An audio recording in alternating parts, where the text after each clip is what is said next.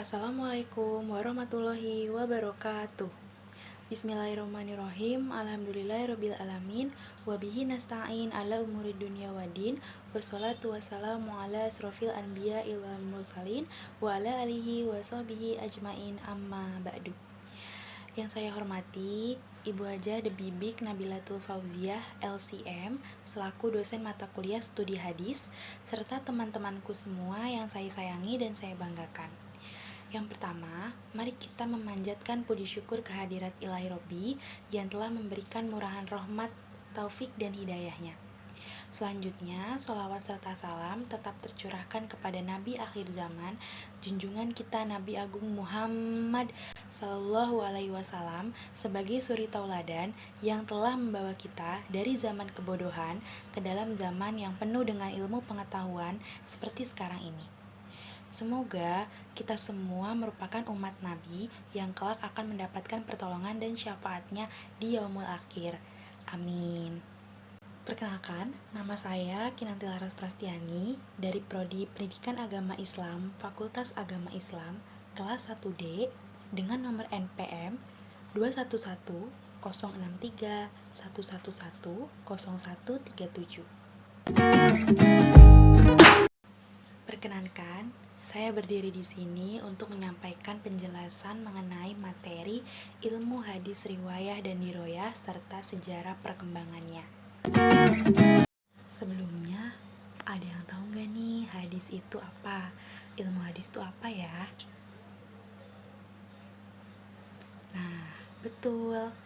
Hadis adalah perkataan, perbuatan, dan ketetapan Rasul Shallallahu Alaihi Wasallam.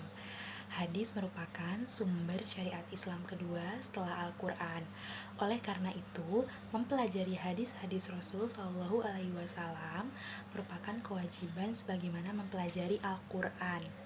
Telah kita sadari bahwa mempelajari hadis membutuhkan ilmu atau kaidah-kaidah sebagaimana mestinya, dan ilmu tersebut dinamakan ulumul hadis atau ilmu hadis.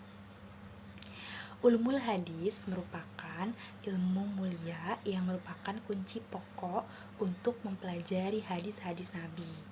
Barang siapa yang mempelajari ilmu ini dengan cermat akan mendapatkan kebaikan yang besar, yaitu dapat mengenal sunnah-sunnah Rasul dan dapat membedakan antara hadis sahih dan hadis dhaif. Dalam ilmu hadis terdapat dua ilmu pokok, yaitu 1. Ilmu hadis riwayah.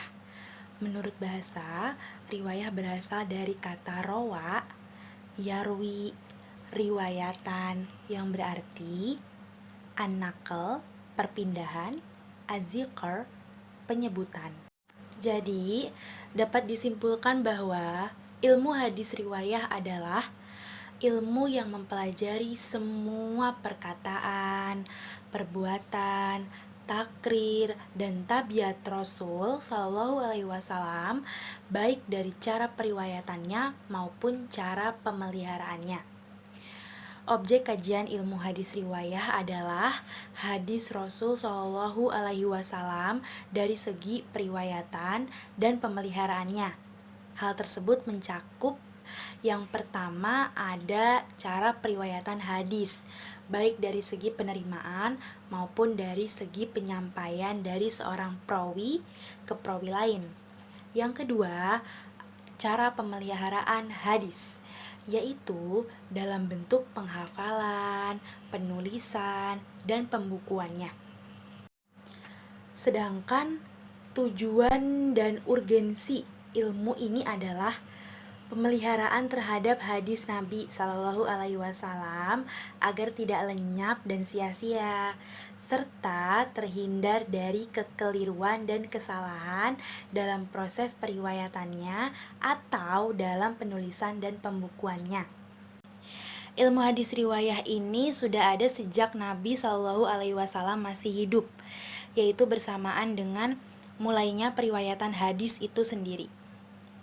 Para sahabat Nabi Shallallahu Alaihi Wasallam menaruh perhatian yang tinggi terhadap hadis Nabi Shallallahu Alaihi Wasallam.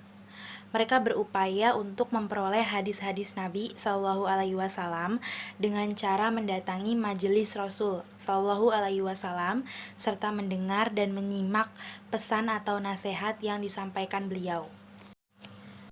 Penghimpunan hadis secara resmi dilakukan pada masa pemerintah Khalifah Umar ibnu Abdul al-Aziz. Usaha tersebut diantaranya dipelopori oleh Abu Bakar Muhammad ibnu Syihab al-Zuhri yang merupakan peletak pertama kaidah dasar ilmu hadis. Nah, kali ini saya ingin memberikan contoh tentang hadis riwayah. Ada yang tahu nggak nih contoh hadis riwayah itu kayak gimana? Oke, saya berikan contoh ya. Yang pertama yaitu adalah Sam'ata Rasulullah sallallahu alaihi wasallam.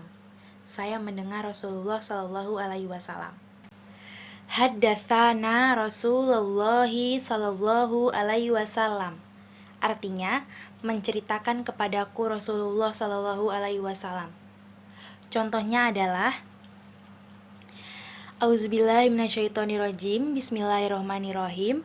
Haddatani Maliku an ibni Syihabin an Humaydini Abdirrahmani an Abi Hurairata radhiyallahu anhu anna Rasulullahi sallallahu alaihi wasallam qala Man qoma Ramadana imanan wahtisaban gufiro lahu ma taqaddama min zanbih. Artinya, telah bercerita kepadaku Malik dari Ibnu Syihab dari Humaydi bin Abdurrahman dari Abi Hurairah bahwa Rasulullah Shallallahu Alaihi Wasallam bersabda, siapa yang berRamadan dengan iman dan mengharap pahala, dihapus dosa-dosanya yang telah lalu. Nah, yang kedua ada ilmu hadis diroyah. Apa itu ilmu hadis diroyah? Oke, di sini saya jelaskan ya. Secara bahasa, kata diroyah berasal dari kata doro, yadri, darian, dirayatan, atau pengetahuan. Jadi, yang dibahas dalam ilmu hadis diroyah ini adalah dalam segi pengetahuannya, yakni pengetahuan tentang hadis atau pengantar ilmu hadis. Dari keterangan di atas dapat dipahami bahwa ilmu hadis diroyah adalah sekumpulan kaidah dan masalah untuk mengetahui keadaan perawi dan marwi, baik yang menyangkut pribadinya seperti akhlak, tabiat, dan keadaan hafalannya maupun yang menyangkut persambungan dan terputusnya sanad.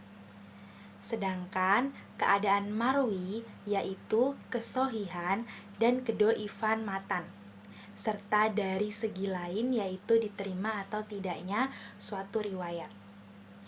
Objek kajian ilmu hadis diroyah ini adalah sebuah penelitian terhadap para perawi hadis dan keadaan mereka yang meriwayatkan hadis.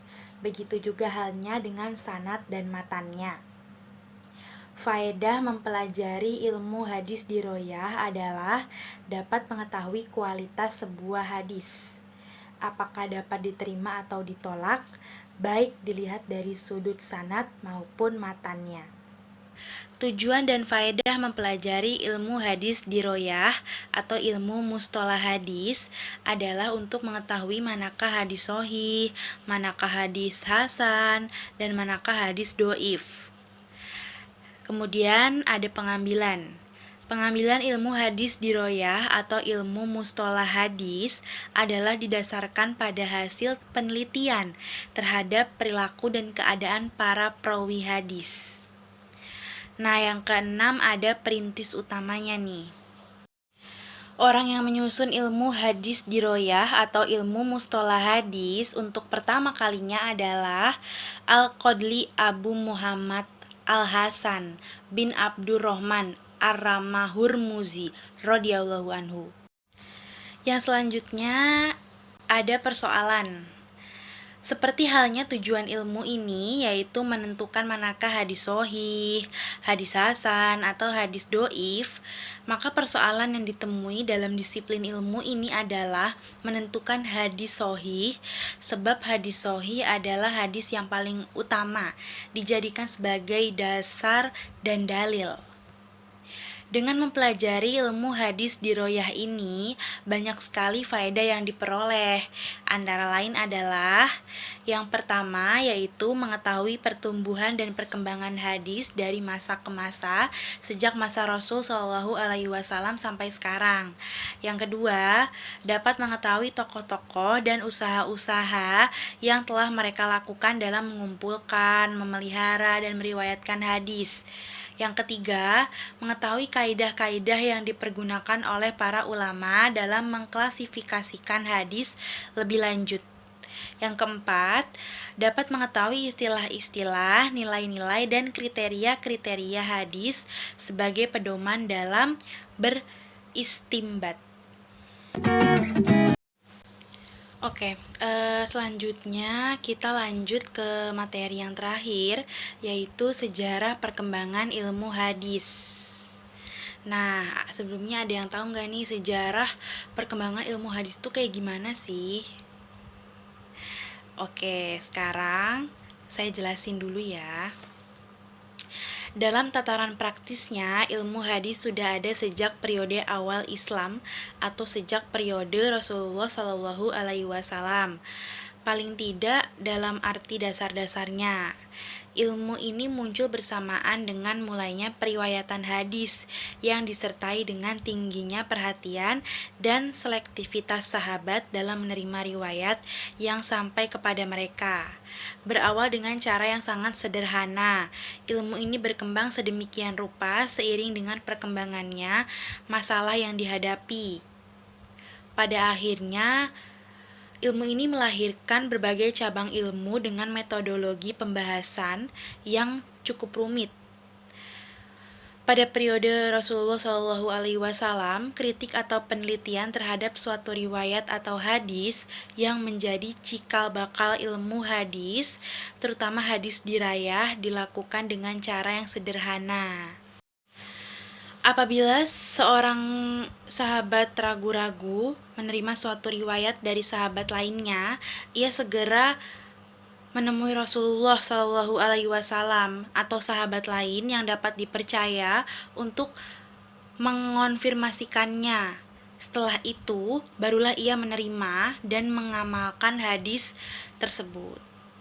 Pada periode sahabat, penelitian hadis yang menyangkut sanad maupun matan hadis semakin menampakkan wujudnya. Abu Bakar As-Siddiq tahun 573 sampai 634 Hijriah, khalifah pertama dari Al-Khulafaur Rasyidin atau 4 khalifah besar, misalnya tidak mau menerima suatu hadis yang disampaikan oleh seseorang kecuali yang bersangkutan mampu mendatangkan saksi. Berikutnya adalah Abu Hafiz Umar bin Abdul Majid Al-Mayanji tahun 580 Hijriah dengan kitab Malayasi'um Al-Muhadis Fahluh. Berikutnya adalah Abu Umar Usman bin Solah atau Ibnu Solah Ahli Hadis tahun 642 Hijriah atau 1246 Masehi dengan kitabnya Ulum Al-Hadis yang dikenal dengan Muqaddimah Ibnu As-Solah. Kitab ini mendapat perhatian banyak ulama sehingga banyak pula yang menulis syarah atau ulasannya. Kitab lainnya yang cukup terkenal diantaranya Tadrib Ar-Rawi oleh Jalaluddin As-Suyuti, Taudih Al-Afkar oleh Muhammad bin Ismail Al-Kahlani As-San'ani tahun 1099 Hijriah atau 1688 Masehi sampai 1182 Hijriah atau 1772 Masehi, dan Qawaid At-Tahdits karya Muhammad Jamaluddin bin Muhammad bin Said bin Qasim Al-Qasami. tahun 1283 sampai 1332 Hijriah. Mungkin cukup sekian yang dapat saya sampaikan, kurang lebihnya mohon dimaafkan. Wabillahi taufik wal hidayah. Wassalamualaikum warahmatullahi wabarakatuh. Sampai berjumpa lagi teman-teman.